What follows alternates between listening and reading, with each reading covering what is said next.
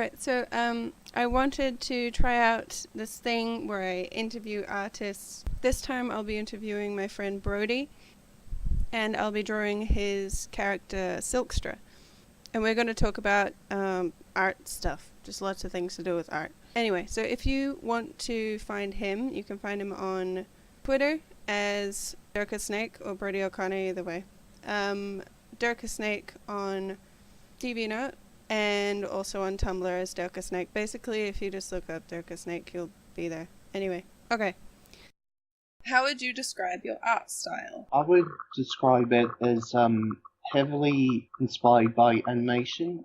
There's a lot of emphasis on sort of posing, on action. Yeah. Just sort of being very expressive. Yeah, that makes sense. I mean, like, with a lot of your things, I don't really want to use the word cartoony, because, like, your stuff isn't, like, super cartoony, but, it is, like, exaggerated expressions in the way that cartoons are. In between realistic and cartoony. Yeah. What's the most helpful art advice you've ever heard? I was trying to remember something, that's kind of more like the mental and attitude side of it. Yeah.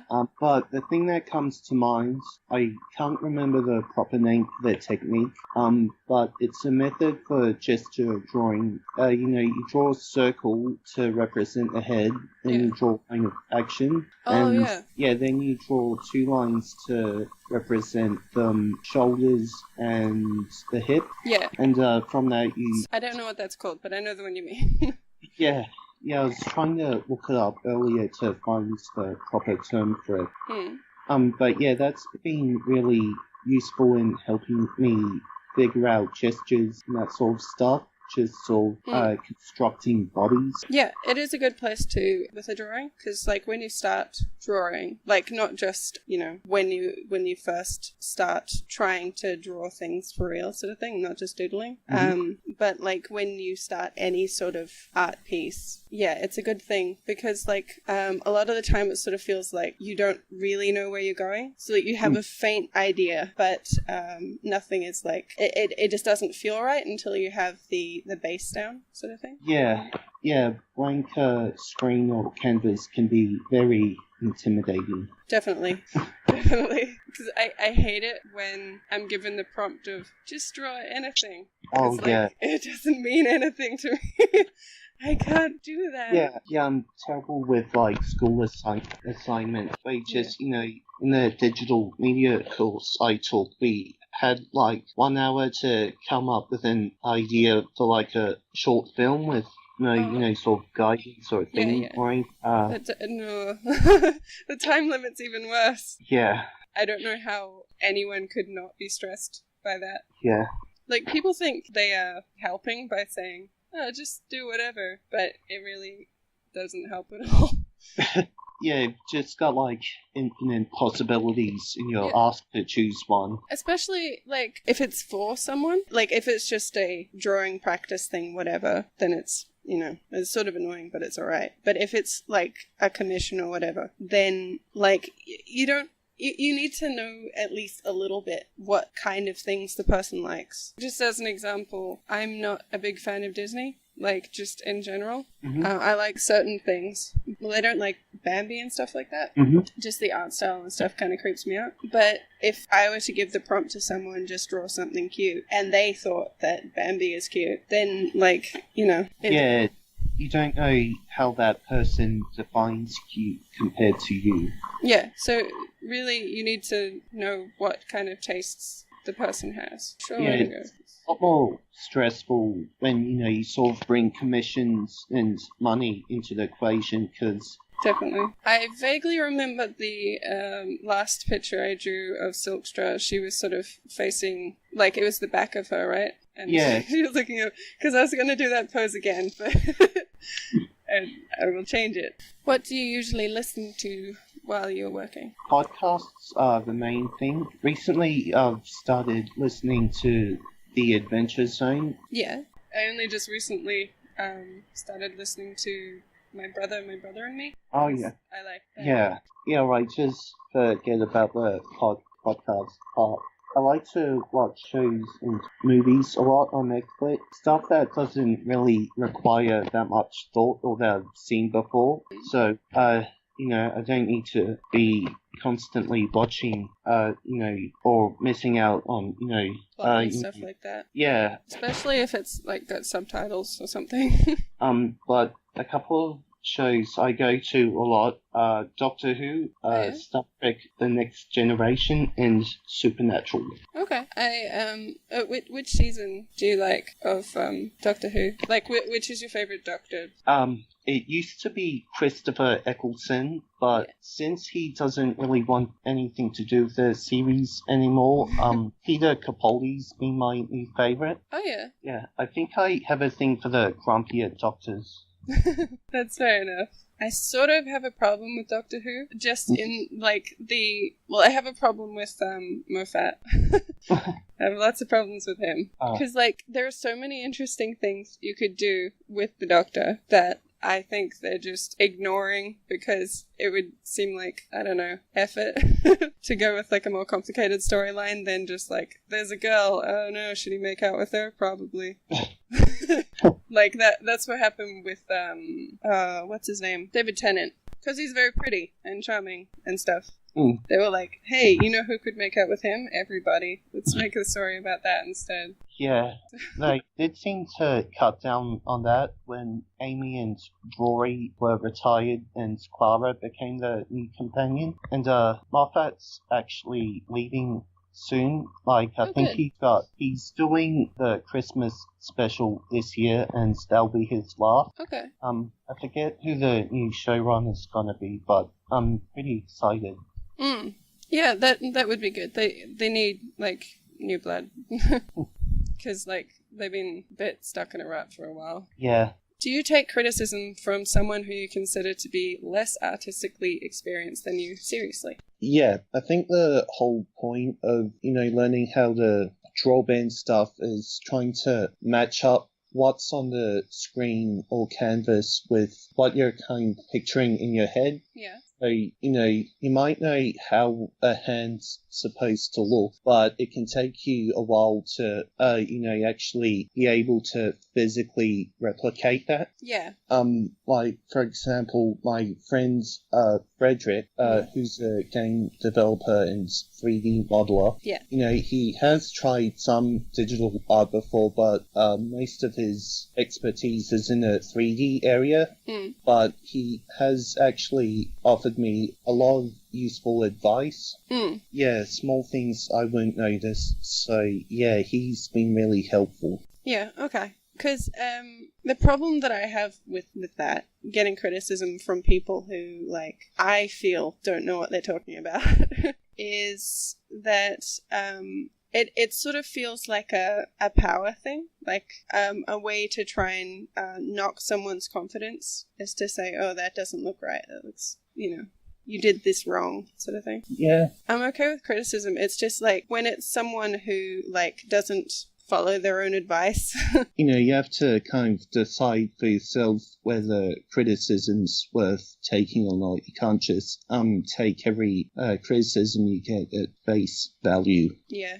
Is there anything that you want to be able to draw but don't feel like you have the artistic ability yet to make it look the way you want it to? Yeah, I kind of feel that way about kind of painterly styles in general. Yeah.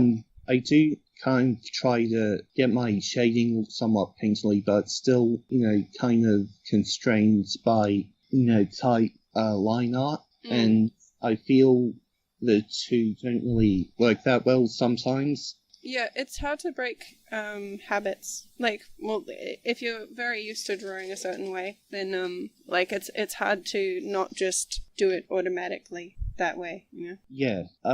In terms of more specific stuff, specifically, one thing I'd like to be able to do better is textures. Sometimes, I'd like to be able to replicate the feel of, wood or metal or cloth, and also machinery. I guess this one's more sort of a patience thing than a skill. But yeah, I'd like to be able to do more diesel punk sort of stuff. But yeah, it's just very complicated. Like, even when I'm trying to draw, like the armor of the Overwatch characters, for example, it's just... Their armor's ridiculous.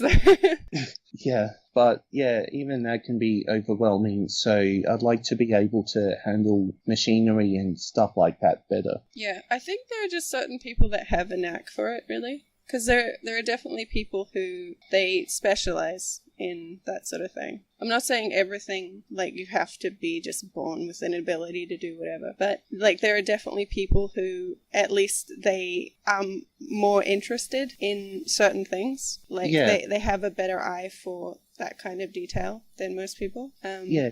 It kind of depends where you draw inspiration from, I guess. Yeah, totally. What do you think you're best at and like drawing the most?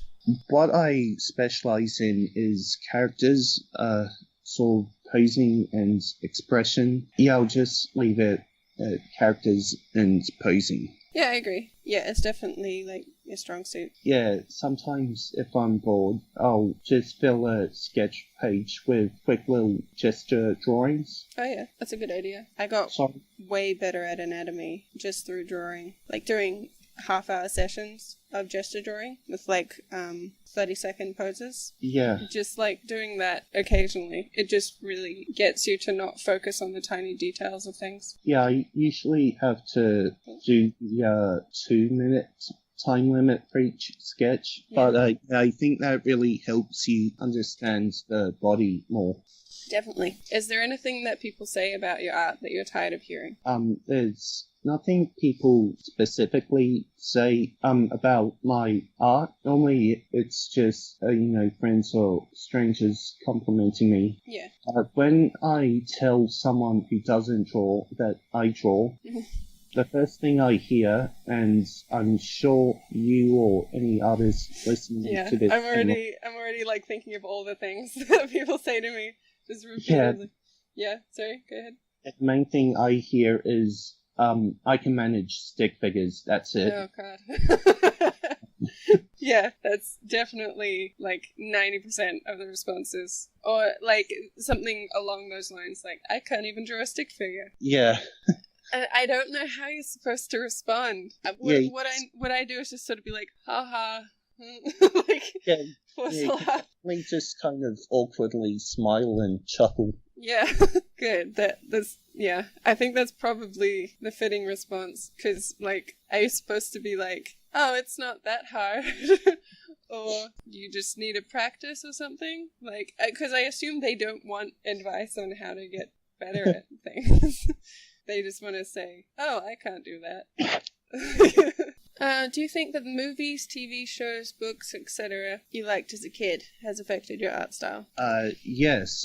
You've already heard me bring up animation a lot. Yeah. I think Avatar: The Last Airbender was a big influence on me. Yeah. Because it has the sort of cartoony anime faces, but fairly realistic bodies. Yeah, it's a nice style. Yeah, although I actually think I've been more inspired by more recent stuff I've seen, mainly other online artists. Like, I'm not sure if I'm saying it right, but Helmer, who does the webcomics The Meek and Mare Into Them. It's like a Latin name for something, so I'm not sure if I'm saying it right.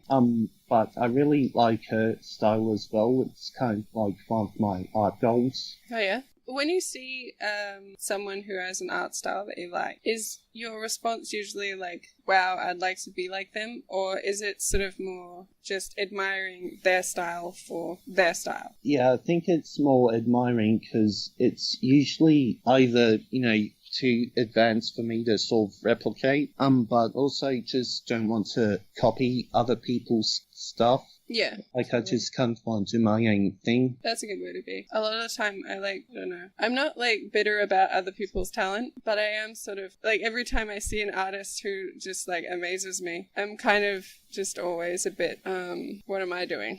sort of thing. Oh, yeah. They, how did they figure it out? How do they know what they're doing? Yeah, no. Am I doing it wrong? Yeah, no, I completely get that. I have to kind of sort of limit the art I take in just so I don't, get overwhelmed and feel shitty about myself. Yeah, that's a good idea. I admire them and everything. And in some ways, I would like to have a style that's more like them. But I do want to figure out my own style. I just don't really know how to do that. Do you get that way when you see more sort of realistic styles? Because when I see a pencil drawing of a celebrity that's, looks just like them, or, one of those really super advanced, very realistic Photoshop paintings, I actually don't mind those so much, because, realism's not really something I'm that interested in. Yeah, same. I know what you mean. Like, I admire their skill. Yeah. Like, they obviously have a lot of skill, but it's just, my problem with realism is most of the time they're just referencing a picture, like they're just doing a straight up copy of a picture. And I just don't really understand the point. Yeah. Because, like, I admire people for being able to do all that sort of thing. Yeah. But I just don't really understand the point in a way. Like, I can understand from a talent perspective, but, like, if I wanted my portrait painted, I wouldn't want them to just take a photo and then paint the photo, Yeah, you want to, at least do something out there with colours or something. Yeah, something kind of different. Something that photos can't capture. Yeah. Is there anything you want to unlearn? It's not a word, but I'm counting it as a word. I think one thing I'd like to do differently is faces. Maybe in a more sort of, not completely realistic, but slightly more realistic style. Yeah. I think it might be a better fit for some of the things I want to do. My faces can feel sort of undefined and blobby to me sometimes. I don't really like that much. But yeah, faces would be the main thing I'd change. I have a similar thing, yeah. I had this idea that art had to be done this specific way.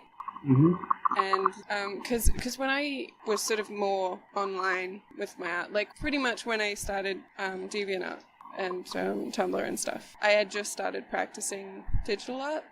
And the only things that I did before that were just like sketches and stuff. At the time, like when I started drawing digitally, I was looking up tutorials and stuff on how to draw, whatever things, because, I didn't know what I was doing with the software and stuff. I got this idea that art had to be done a specific way. Like, if you didn't know anatomy very well, then you weren't a good artist, that sort of thing, Like, if you didn't know color theory, then you weren't a good artist. And, like, there was a big thing, it still kind of is around, where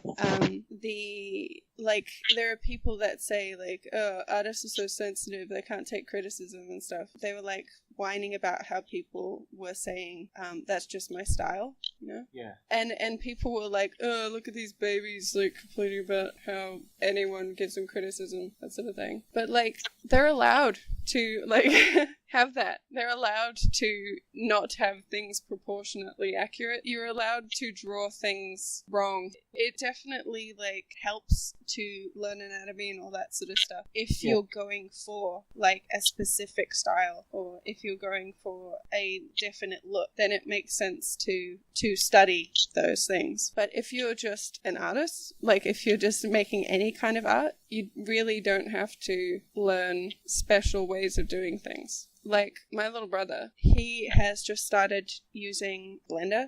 He's just started using, doing 3D animations and stuff, and making 3D creatures. And he has a style that I haven't seen before. And that's a rare thing now. Like, because people are so embedded in this idea that you have to learn how to do art. Like, you have to learn from people who know how to do it. But I think with doing that, you kind of erase your own individual, like, take on things. I think sort of learning the basics can be useful as sort of just a starting point, but, nature artists will draw exactly the same way. We're all just kind of figuring out as we go along, so Yeah, well, you see with the art circles, famous artists and stuff, like with Picasso. Picasso is a really good example of just like him really struggling to find his identity, because he would like copy everyone he was around. If you saw anything like that vaguely interested him, he would be all over that and try it out and stuff. And he's said quite a few times that he is jealous of children because they haven't been formally taught. So they're kind of it's like unbelievable figures and stuff. It's coming purely out of their own imagination and not any sort of outside influences. Exactly. And that's why like kids' drawings have a stick with a ball on it as a person, and then like a hand is a circle with just a whole bunch of sticks coming out of it. It's just, they have a lot more freedom because they don't feel judged by, they don't feel constrained by any sort of thing saying, no, this has to look this way. And it's just pure unfiltered imagination. Yeah. What is your dream project? So animation's been something I've been planning to learn for a while, but just other stuff gets in the way, and I'm in kind of a rut as well right now. Some things I'd love to work on. I really admire sort of the Disney Renaissance animated films in the 90s era, like from Little Mermaid to pretty much just most of Disney's stuff from the 90s. Oh, yeah. But one thing I've really wanted to see for animation, at least on the Western side of things, is being able to, take on more sort of adult themes, without having to cater for a family audience. And it kind of holds back in some areas, but one movie I really admire, and I'm surprised Disney of all people made it, is The Hunchback of Notre Dame. Oh yeah, I haven't seen that, but I have kind of seen it. That makes sense. Like, I know a lot of references from it and like a lot of the art from it. That I sort of feel like I have seen it, even though I haven't. But yeah, it just sort of takes on a lot of darker themes than you normally see for Disney. Like, probably the best example is the Hellfire song. Have you seen that? Creepy dude that... I know him from the Nostalgia Chick. Yeah. The Hottest Dudes list. That's a mystery. I think he was rated on there. Yeah, people have confusing tastes that I don't understand. But in this song, he's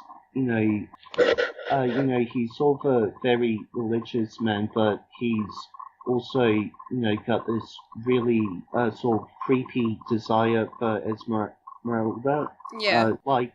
He just doesn't with like the scarf he took from her, and there's like another scene where he's holding her and he like sniffs her hair. Yeah.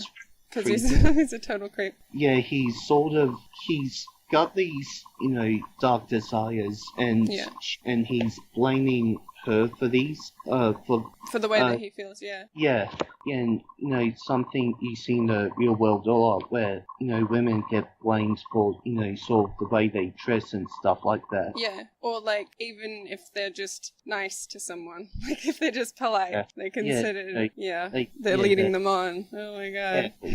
You said hello to him, how could you? There's a lot of other examples from that movie, but just can't find the right words for them right now. Yeah.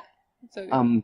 But the general point is, it does kind of fall back on stuff like, the gargoyles, which everyone talks about, and the worst part of the whole movie.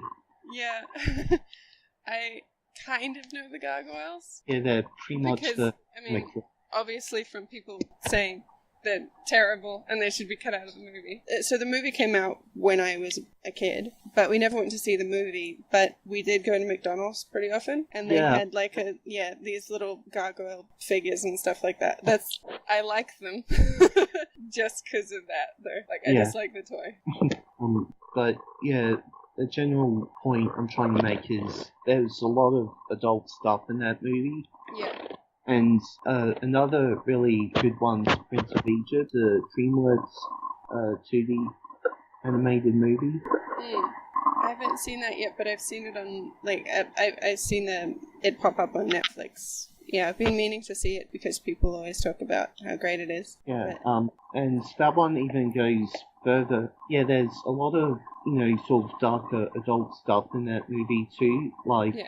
The pharaoh at one point, shows this mural of the Hebrew babies being fed to crocodiles in the river. And yeah, I'm surprised they were able to show that in a kids movie. Really. Yeah, and there's like one scene where Egypt, the plagues are being brought about, and they're doing the thing where basically all the firstborn sons are being killed off. And oh yeah. Yeah, I know what you mean, but I just don't know what it's called. Yeah. Just a ritual sacrifice type thing. Yeah. Yeah. But yeah, you see sort of this ghost, moving through the city, you just see all these people being killed off. Then, like, at the end of this scene, there's a big pause, and then you just hear this really big wailing out of people, discovering what's happened. Oh, God. Yeah. It's pretty hardcore. Yeah, exactly. Yeah, it's a really affecting scene.